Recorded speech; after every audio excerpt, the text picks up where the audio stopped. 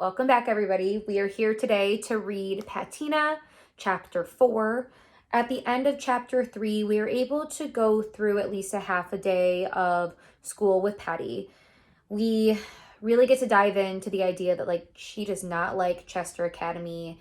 It seems like the majority of the kids there are very wealthy and privileged, and that is just not the background that Patty is growing up in, and it's just not a background that she is connecting with.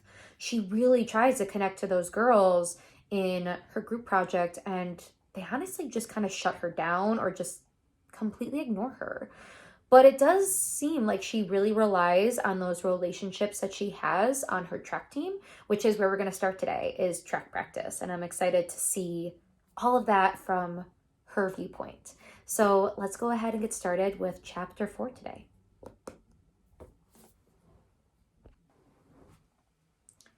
Chapter 4, to do. Get over it. I mean, the whole second place thing. Straighten up, Patty, Mommy called out from the car window before pulling off. She said this all the time, drove me crazy. Always nagging me about my posture or whatever. Roll your shoulders back, Patty. Stop hunching, Patty. And even though it was annoying, I knew she was right. I always walk like I had on a backpack, even when I didn't. You'll be walking with a cane by the time you're my age, Patty. And even though Mommy's age was a long, long, long way away, I wasn't going to be walking with no cane by then or ever. So I shook off the nag and rolled my shoulders back. I made it all the way to the track with my back straight and caught up with Ghost and Lou going on about some dude who Ghost, I guess, was having beef with at school. Soon as spring break is over, we'll see if he got something to say to me, Ghost said. Man, he ain't gonna say nothing. He ain't even gonna look your way. Probably at home right now, still crying about getting smoked on Saturday. Lou followed. Burnt him up. Might have ruined his little vacation. Ghost topped off laughing and slapping Lou's hand. Those two were always bragging about something. That was regular. So regular that I let my shoulders roll forward again, comfortable. Just couldn't help it. Plus, these fools and just about everybody else on our team were already on break, and I was still in school getting academized. Fancy school, Patty. And I didn't know if Sonny was on break or not because he gets homeschooled, which to me just seemed like a vacation with a little bit of education sprinkled in. Sonny didn't seem to be paying Ghost and Lou no mind, though. He was just sitting on the track with his feet pressed together, his long legs butterflied. What's up, Patty? Lou said. What's up? I said, with nothing on it. I sat next to Sonny, stretched my legs out in front of me. I was trying to get my mind right, trying to refocus, work harder. First practice of a new week, after the first meet. Time to get to work. Ghost just looked at me and nodded. Probably could see the serious on my face, so he knew not to say nothing. Too bad Aaron, our team captain, didn't get it. Yo, Patty, you still mad? Aaron asked, stoking a fire he pretended he didn't know was there. I didn't think he was necessarily trying to be mean, but he knew it was a soft spot, especially since the reason he was asking was because of the way I had acted when I crossed the finish line. Now Ghost was giving Aaron a "what's your problem" look. Yo, chill, he warned. But the truth is, I didn't need Ghost or Lou or Sonny or anybody to take up for me. But I didn't say nothing, just let it ride. I'm just saying, it was the first race of the season. Aaron bulldozed on. Let it go. Ain't no reason to be mad about losing. Losing? Losing? Back went my shoulders, and out came the mad. Yeah, maybe for you, I shot back, glaring at Aaron. But I'm still mad, and so what? Uh-oh, Kieran warned. He was a mid-distance runner like me, but had more mouth than he had moves, so he already knew the power of my clapback. Shut up, Kieran, Aaron spat. Yo, Patty, I didn't even mean it like that.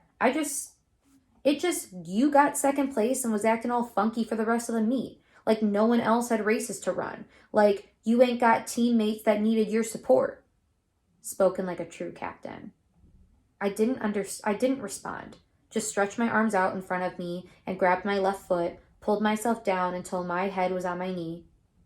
Sonny was doing the same stretch. I turned my face so that my cheek was resting on my kneecap and caught his eyes catching my legs. Hey, Patty, he said in his usual sweet voice, which in this moment seemed a little creepy. Actually, a lot creepy. He looked down my leg awkwardly and flashed a timid smile.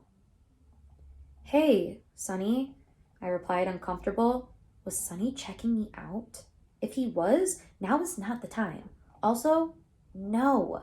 Gross. Stop it, right now, seriously. What happened to your nails? He asked. Oh, he was checking out my nails, and the fact that there was no polish on them. But there had been on Saturday at the meet. I did my best to make a cool design using the Defender's colors, but it ended up just looking like bright blue with orange squiggles. I scrubbed them clean before church yesterday. Another thing Ma would have said made me look too fast. Yeah, I know. That's the point. But Ma was talking about a different kind of fast. I took the polish off, I said. Why? Oh, just because they were cool. Reminded me of Flojo, Sonny said with a shrug. I wanted to ask him how he even knew about Flojo's nails, but I didn't, because there was no need, because he obviously knew something. I did, however, let a smile inch onto my face for the first time since the race, the first time in 2 days. All right, listen up, Coach said. He'd been standing off to the side talking to Whit, the assistant coach, but now he was in front of us, clapping his hands together to get our attention. Before we start practice, I first want to say good job on Saturday. Some of you did better than others, but all of you put your hearts into it. I saw some things on the track that I loved. Then he looked straight at me. And I saw some things that didn't quite rub me right. Either way, I'm proud. He pulled something from his back pocket, a metal stick, a baton. But now, we got work to do. He told everyone else to go start their warm-up laps, but he asked me to stay behind. And once everybody else had a 200-meter head start, Coach invited me to jog with him. That's right, Coach was running, and he never ran. He just ordered us to run. Even though we all knew about this whole used to be an Olympian thing, it was so hard to believe because we never saw him even pretend to take a stride. About 10 seconds of nothing but the sound of rubber and asphalt, Coach finally said, "You did good Saturday, kid." The silver of the baton gleaming in the sun. Jog, jog, jog. I let my arms drop down to my side, shook them out. I did okay, I said, blah. Second place is a lot more than okay, Coach replied, clearly trying to make me feel better. So got you a piece of fabric, didn't you? The piece of fabric Coach was talking about was the ribbon, the second place ribbon, the not first place, second place ribbon, the one they give you for false finishes. Yeah, I guess. Jog, jog, jog, jog. Here. He extended the baton to me. I took it. Not sure why he was giving it to me, but it didn't matter because as soon as I took it, he said, "Now give it back." I gave it back, and about 2 seconds later, he extended it towards me again. Take it. Confused and getting annoyed, I grabbed it again. Give it to me, he said, motioning for it almost immediately, his palm up, rising and falling with each step. We were almost a whole lap around, and I could see my teammates well into their second and final one. I slapped the baton into Coach's hand, and this time asked, "What we doing this for?" "Take it," he said, passing it to me a third time. Jog, jog, jog. "Coach, why are you doing this?" I repeated. My attitude started to sizzle as I reluctantly took the baton again. "I'll tell you, but first," jog, jog, jog, "give it back to me." I ticked my tongue against my teeth and gave Coach the bar, the metal clinking against his wedding ring. Finally, he was ready to stop being a weirdo and tell me whatever it was he was trying to get me to understand. "How did it feel in your hand?" Jog, jog, jog, jog. "I don't know," I said, trying to find an answer. "I guess normal?" "Right.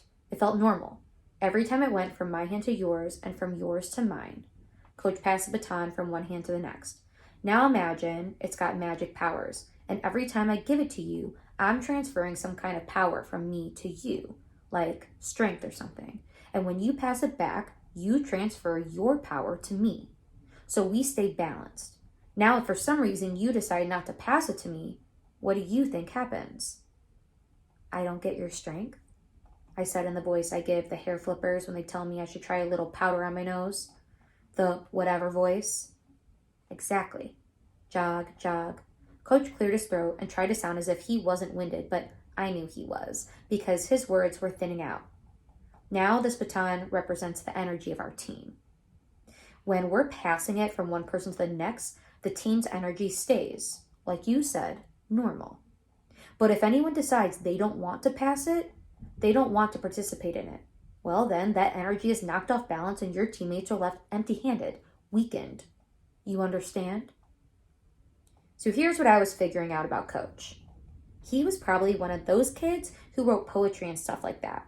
He acts all cool, but the way he be talking makes me think he was more like Sunny when he was younger, which is still cool, but a different kind of cool. And I don't really know if all his philosophies make sense, but we all understand what he be trying to tell us. No matter how left he got to take us to get us right. So, I think so, is what I said back to him. Coach cut his eyes at me, not satisfied. Well, to make sure you know so, let me make it clear. We are a team, Patty. You can pout and shout, but you cannot check out. Coach took a second before praising himself. I should have been a rapper, out here running on a track when I should have been rapping on a track. He laughed. I did too. An inside belly chuckle. So you understand now? Yeah. Good. Because I don't feel like running no more. Coach made a hard left off the track and started walking across the grass. He flipped the baton in his hand over and over. Hurry up and finish, Patina. Patina. Coach was always trying to be funny, and I knew he thought saying my name like that was comedy gold. He lifted the baton in the air like a wizard, casting a spell, and yelled, "We got work to do." All right, that is the end of chapter 4. I really do love that Coach talked to Patina about her attitude, about losing. She has to support her team, and he had a point there. I'm excited to hear more about track, and I love listening to her, Lou, Sunny, and Ghost interact. I love their dialogue. So again, check in for our next video, chapter 5. Stay safe, wash your hands. Bye, friends.